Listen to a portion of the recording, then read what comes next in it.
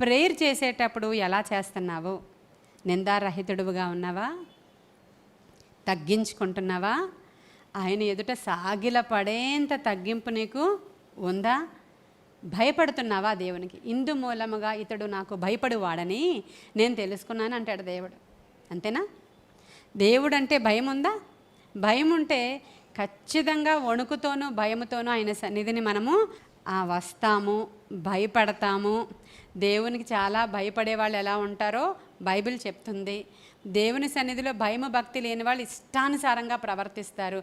అసలు దేవుడు కనపడ్డు కాబట్టి, ఇప్పుడు ఒక ఆఫీసులో ఒక హెడ్ కనబడతాడు కాబట్టి నువ్వు టైంకి వెళ్తున్నావా? టైంకి వస్తున్నావా? ఆయన ఎదుట నీ ప్రవర్తన ఎలా ఉంది? నువ్వు సిన్సియర్గా ఉండేటువంటి ఎంప్లాయీగా ఉన్నావా, లేకపోతే ఇర్రెగ్యులర్గా ఉన్నావా? నీ బిహేవియర్ ఎలా ఉందని దాన్ని బట్టి నీకు ప్రమోషన్స్ ఆధారపడి ఉంటాయి. అంతేనంటారా?